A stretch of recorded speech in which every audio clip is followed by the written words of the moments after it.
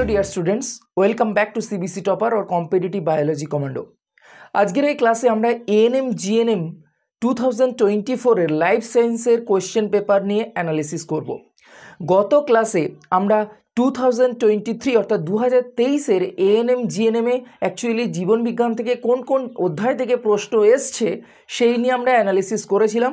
তোমরা যদি এখনো পর্যন্ত সেই ভিডিওটি না দেখে থাকো অবশ্যই ডেসক্রিপশনে লিংক দিয়ে রেখেছি, অবশ্যই দেখে নাও। আজকের এই ক্লাসে আমরা এএনএম জিএনএম 2024 এর অর্থাৎ 2024 প্রশ্নপত্র নিয়ে আলোচনা করব। এবং দেখো এই যে 2024 প্রশ্নপত্র, এখানে অ্যাকচুয়ালি কোন কোন চ্যাপ্টার থেকে প্রশ্ন এসছে। তো লাইফ সায়েন্সের দেখো ক্যাটাগরি 1 প্রথম 30টা প্রশ্ন দেখি ফার্স্ট। তো ক্যাটাগরি 1 প্রথম যে প্রশ্নটা সেটি কি রয়েছে দেখো, যে যখন গবেষণাগারে ইনসুলিন প্রস্তুত করা হয় তখন সেই পদ্ধতিকে বলে option A genetic engineering, option B micro propagation, option C bioassay, option D এগুলি সবগুলি। প্রথম কথা হচ্ছে এই প্রশ্নটা কোন ক্লাস থেকে এসছে সেটা ভালো করে বোঝো। দেখো মানব ইনসুলিন প্রস্তুত করা হয় কৃত্রিমভাবে, তোমাদের পড়ানো হয় ক্লাস 12-এ, অর্থাৎ এটা কিন্তু ক্লাস 9-10 প্রশ্নই নয়। সুতরাং তোমাকে খেয়াল রাখতে হবে আমাদের যে যখন প্রিপারেশন নেব সেই প্রিপারেশন নেওয়ার সময় কিন্তু আমাদের একটু কোথা থেকে প্রশ্ন আসছে, কত দূর আমাদের পড়া উচিত সেটা ভীষণ গুরুত্বপূর্ণ। এবং এক্ষেত্রে এই সঠিক উত্তর হয়ে যাবে অপশন এ জেনেটিক ইঞ্জিনিয়ারিং। তো জেনেটিক ইঞ্জিনিয়ারিং বেসিক্যালি পড়ানো হয় ক্লাস 12-এ। তো এই যে গবেষণাগারে ইনসুলিনটা প্রস্তুত করা হয় তাকে বলা হয় হিমিউলিন, ঠিক আছে। তো সেটা ক্লাস 12-এ পড়ানো হয়। নেক্সট প্রশ্নটা দেখো, বলছে আমাদের শরীরে নিম্নলিখিত কোন যৌগটি ফ্যাটে দ্রাব্য। এটা ভিটামিন থেকে প্রশ্ন, এবং তুমি দেখো ভিটামিন ক্লাস 9-এ তুমি পড়ছো। আমাদের শরীরের নিম্নলিখিত কোন যৌগটি ফ্যাটে দ্রাব্য? টোকোফেরল, থায়ামিন, নিয়াসিন আর হচ্ছে রাইবোফ্লাভিন। দেখো থায়ামিন, নিয়াসিন, রাইবোফ্লাভিন তিনটি হচ্ছে ভিটামিন বি কমপ্লেক্সের অন্তর্গত। আমরা জানি ফ্যাটে দ্রাব্য বা ফ্যাটে দ্রবীভূত এমন ভিটামিন 4টে, vitamin A, vitamin D, vitamin E, vitamin K. তো এক্ষেত্রে দেখো ভিটামিন আমরা যে তোমার ইয়ের রাসায়নিক নাম সেটাই দিয়ে দিয়েছে, দেখো সেটা হচ্ছে টোকোফেরল। নেক্সট সেটা হচ্ছে যে এখানে মানে ভিটামিনের রাসায়নিক নামগুলো তোমাকে পড়তে হবে। নেক্সট নিম্নলিখিত কোন নাইট্রোজেনযুক্ত ক্ষারকটি ডিএনএতে থাকে না? এটা ক্লাস 10-এর প্রশ্ন, যে ডিএনএতে থাকে না কোন নাইট্রোজেনযুক্ত ক্ষারক? Thymine, uracil, adenine, cytosine. তো অবশ্যই ইউরাসিল আমরা ডিএনএতে পাই না, সেটা আমরা পাই অ্যাকচুয়ালি তোমার আরএনএতে। নেক্সট যে প্রশ্নটা সেটা দেখো 4-এর দাগের প্রশ্ন, নিম্নলিখিত কোন পরিপাক উৎসেচকটি আম্লিক মাধ্যমে কাজ করতে পারে? অর্থাৎ অ্যাসিডিক এনভায়রনমেন্টে অ্যাকচুয়ালি কাজ করতে পারে কোন হরমোন উৎসেচকটি? হরমোন নয়, ট্রিপসিন, ইরেপসিন, পেপসিন, রেনিন। তো আম্লিক মাধ্যমে কাজ করে, option B is correct, pepsin. তার কারণ কি? আমাদের পাকস্থলীতে পেপসিন খরিত হয়, আমাদের পাকস্থলীতে অলরেডি HCl থাকে, তাহলে এটা কমন সেন্স যে HCl যেখানে থাকে সেখানে কাজ করছে, মানে সেটা পেপসিন। নেক্সট 5-এর দাগের প্রশ্ন, যেটা নিয়ে প্রচুর কন্ট্রোভার্সি হয়েছিল, সেটা হচ্ছে নিম্নলিখিত কোন যৌগটি যকৃতে হিমোগ্লোবিন থেকে উৎপন্ন হয় না? অর্থাৎ হিমোগ্লোবিন থেকে উৎপন্ন হয় না, সেটা হচ্ছে কোন যৌগটি? হিম, বিলিরুবিন, বিলিভার্ডিন, লেসিথিন। তো হিমোগ্লোবিন থেকে অ্যাকচুয়ালি বিলিরুবিন, বিলিভার্ডিন, লেসিথিন এই তিনটি উৎপন্ন হয়, যেটা হয় না সেটা হচ্ছে অপশন এ হিম। তোমাদের মনে হতে পারে কেন হিমোগ্লোবিনে তো হিম আছে। দেখো হিম নিয়ে হিমোগ্লোবিন গঠিত হয়, কিন্তু এটা ভেবো না যে হিমোগ্লোবিন ভেঙে গেলে সেখান থেকে হিম উৎপন্ন হবে, ঠিক আছে। মানে আমি একটা ব্যাপার বলছি, যে কোনো একটা যৌগ নিয়ে সেটা তৈরি হচ্ছে মানে যে পুনরায় সেই যৌগটাকে আমরা ফিরে পাবো সেটা কিন্তু নয়। মানে তোমার চাল থেকে ভাত হয়, তার মানে এমন নয় যে ভাত থেকে চাল পুনরায় হবে, ঠিক আছে। নেক্সট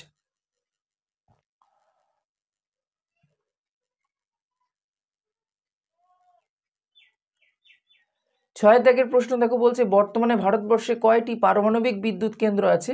তো বর্তমানে আমাদের পারমাণবিক বিদ্যুৎ কেন্দ্র রয়েছে 6টি।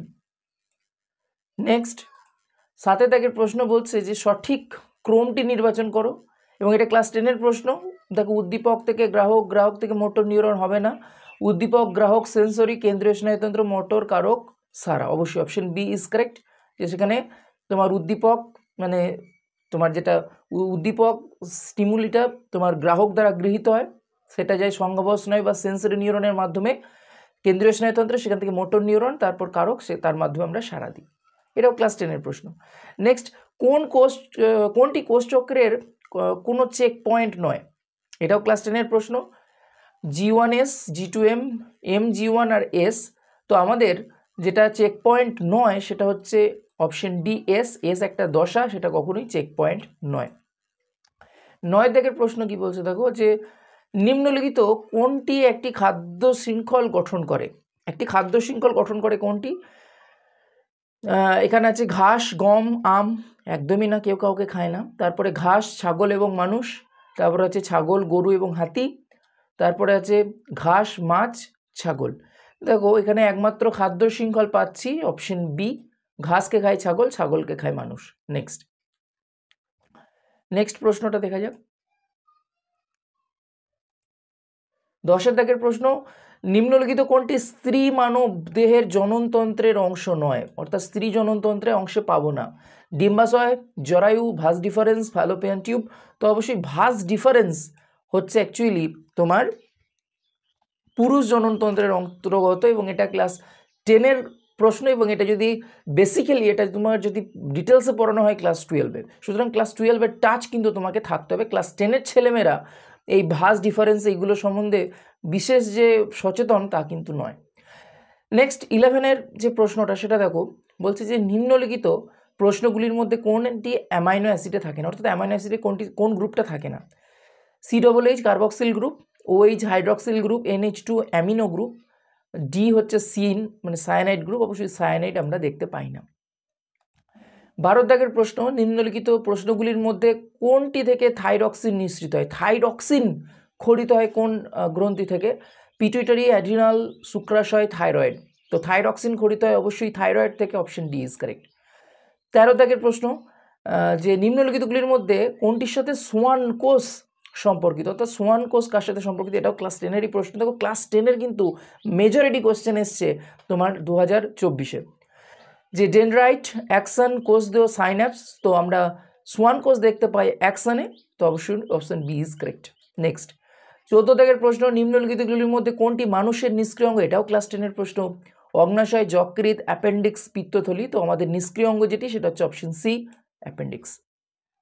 নেক্সট প্রশ্ন দেখো 15 দাগের প্রশ্ন, পায়রার দেহে বায়ুথলির সংখ্যা? এটাও ক্লাস 10-এর প্রশ্ন। 7টি, 7 জোড়া, 9টি, 9 জোড়া। তো অবশ্যই অপশন ডি ইজ কারেক্ট, 9টি, 9 জোড়া নয়। নেক্সট 16 দাগের প্রশ্ন, which one is nitrogen fixing bacteria? অর্থাৎ নাইট্রোজেন সংবন্ধনকারী ব্যাকটেরিয়া কোন? এটাও ক্লাস 10-এর প্রশ্ন। E coli, bacillus, rhizobium, helicobacter. তো অবশ্যই option C is correct, rhizobium. Helicobacter নয়, হেলিকোব্যাক্টার আমাদের তোমার যেটা পেপটিক আলসার সৃষ্টি করে, হেলিকোব্যাক্টার পাইলোরি। নেক্সট 17 দাগের প্রশ্ন, নিম্নলিখিত কোনটি বায়োম্যাগনিফিকেশনের জন্য দায়ী? ক্লাস 10-এর প্রশ্ন। বায়োম্যাগনিফিকেশন বা যেটা বলা হয় জৈব বিবর্ধন। তো বায়ু দূষণ, জল দূষণ, আলোক দূষণ, আর একটা হচ্ছে তোমার শব্দ দূষণ। তো বায়োম্যাগনিফিকেশন ঘটায় option D, B is correct, সেটা হচ্ছে জল দূষণ। 18 দাগের প্রশ্ন, নিম্নলিখিত কোন সূত্রের জন্য মেন্ডেল বিখ্যাত? কোষ থিওরি বা সেল থিওরি, উত্তরাধিকার, law of inheritance, linkage theory, আর একটা হচ্ছে অরিজিন অফ স্পিসিস। দেখো সেল থিওরির জন্য তো বিখ্যাত আমরা জানি স্লেইডেন ও সোয়ান। ল অফ ইনহেরিটেন্স এটার জন্য বিখ্যাত, উত্তরাধিকার সূত্রের জন্য বিখ্যাত। লিঙ্কেজ থিওরি হচ্ছে তোমার মর্গ্যান। অরিজিন অফ স্পিসিস এটা তো Darwin. Option B is correct. হ্যাঁ, অপশন বি ইজ কারেক্ট, সেটা হচ্ছে ল অফ ইনহেরিটেন্স বা উত্তরাধিকার সূত্রের জন্য মেন্ডেল বিখ্যাত। ক্লাস 10-এর প্রশ্ন। 19 দাগের প্রশ্নটাও দেখো ক্লাস 10-এর প্রশ্ন, সেটা হচ্ছে কোনটি প্রাকৃতিক auxin? 2,4-D, NAA, IAA, IPA। তো অবশ্যই এক্ষেত্রে সঠিক উত্তর হয়ে যাবে option C, IA, indole acetic acid. Next প্রশ্নটা দেখো 2023-এও কিন্তু তোমরা পেয়েছিলে সেম প্রশ্ন। নিম্নলিখিত মস্তিষ্কের কোন অংশটি দেহের ভারসাম্য রক্ষা করে? Cerebellum, hypothalamus, ponds. আগেটাতে ছিল দেহভঙ্গি নিয়ন্ত্রণ করে। তো সঠিক উত্তর এক্ষেত্রে সেম, সেটা হচ্ছে সেরিবেলাম বা লঘু মস্তিষ্ক। ঠিক আছে। নেক্সট 21 দাগের প্রশ্ন, যে ছত্রাকের কোষ প্রাচীর কোন পদার্থটি উপস্থিত থাকে কোষ প্রাচীরে? Cellulose, chitin, hemicellulose, pectin. তো অ্যাকচুয়ালি ছত্রাকের কোষ প্রাচীর কিন্তু সেলুলোজ থাকে না, সেখানে থাকে chitin. Option B is correct. Next এটা দেখো ক্লাস 9-এর প্রশ্ন ছিল, যেটা 21 নম্বর প্রশ্নটা উদ্ভিদ জগতের শ্রেণীবিন্যাসে পড়েছ। 22-এর প্রশ্নটা বলছে যে দুটি পৃথক জীবের মধ্যে সংকরায়নকে বলে। Test cross, back cross, heterosis, hybridisation, তো এটাও ক্লাস 10-এরই প্রশ্ন।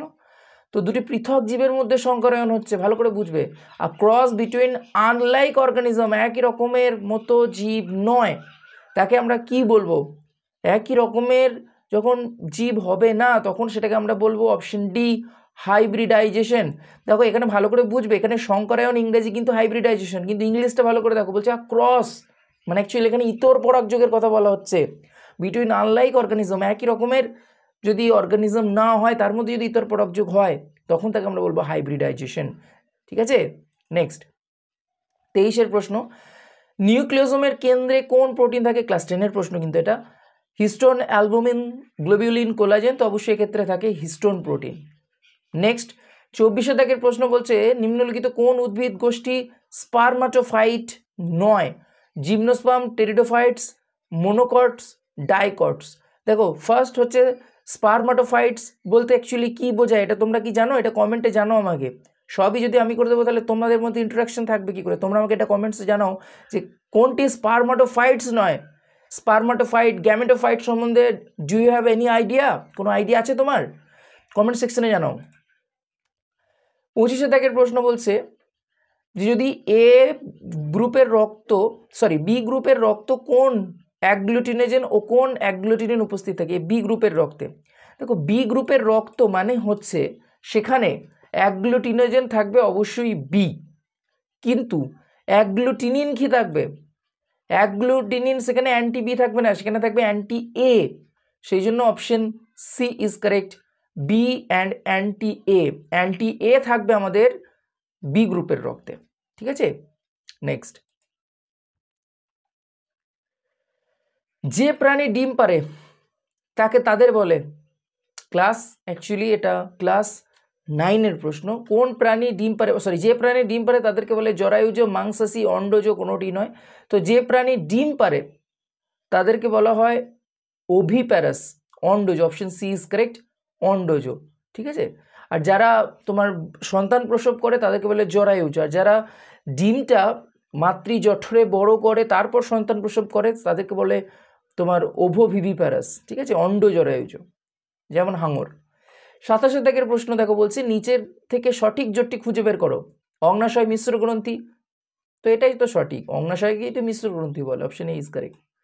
28-এর দাগের প্রশ্নে আসি, বলছে কোনো অরণ্যে যখন কোনো একটি বিশেষ তৃণভোজীর সংখ্যা বৃদ্ধি পায় তখন খাদ্যের জন্য কোন প্রকার সংগ্রাম দেখা যায়? ভালো করে বোঝো। বলছে কোনো অরণ্যে যখন একটি বিশেষ তৃণভোজীর সংখ্যা বৃদ্ধি পায়, মানে তুমি ভাবো কোনো একটা অরণ্য রয়েছে এবং সেখানে শুধু হরিণের সংখ্যা বৃদ্ধি পাচ্ছে, তখন তখন খাদ্যের জন্য কোন প্রকার সংগ্রাম দেখা যায়? তো সেখানে অন্তঃপ্রজাতি হবে, আন্তঃপ্রজাতি হবে, এ ও বি উভয়ই হবে, না কোনোটি নয়? দেখো একই তৃণভোজীর সংখ্যা বৃদ্ধি পাচ্ছে, ঠিক আছে, মানে একটি বিশেষ তৃণভোজীর সংখ্যা, তাহলে অবশ্যই এখানে অন্তঃপ্রজাতির সংখ্যাটা আমরা কিন্তু দেখতে পাবো ভীষণ রকমের বেড়ে গেছে। 29-এর প্রশ্ন, কোষ চক্রের ইন্টারফেসের কোন উপদশায় ডিএনএর পরিমাণ 2C থেকে 4C হয়? তো অবশ্যই এটা আমরা জানি সিনথেসিস বা এস উপদশায়। 30-এর দাগের প্রশ্ন বলছে যে বেশি শারীরিক পরিশ্রমের পর আমাদের গায়ে ব্যথা হওয়ার কারণ কি? অপশন এ আমাদের দেহে ইউরিয়া জমে যায়, অপশন বি আমাদের পেশিতে ল্যাকটিক অ্যাসিড জমে যায়, অপশন সি রক্তে ইথাইল অ্যালকোহল জমে যায়, অপশন ডি আমাদের পেশিতে গ্লুকোজ জমে যায়। তো সঠিক উত্তর হচ্ছে অপশন বি, আমাদের পেশিতে ল্যাকটিক অ্যাসিড জমে যায়। তো এই গেল ক্যাটাগরি 1-এর 30টা প্রশ্ন। তোমাদের দেখো ভালো করে লক্ষ্য করে, এটা কিন্তু ক্লাস 9-এর প্রশ্ন, যে অ্যাকচুয়ালি মেজরিটি কোয়েশ্চেন কিন্তু ক্লাস 10 থেকে এসছে, তোমাদের এটা কিন্তু খেয়াল রাখতে হবে। এবং এই ক্লাসে আমরা যে বিভিন্ন কোয়েশ্চেনগুলো নিয়ে আলোচনা করলাম সেইগুলো বোঝাচ্ছে যে অ্যাকচুয়ালি তোমাদের স্পেসিফিক কোন কোন জায়গা থেকে কোয়েশ্চেন আসতে পারে।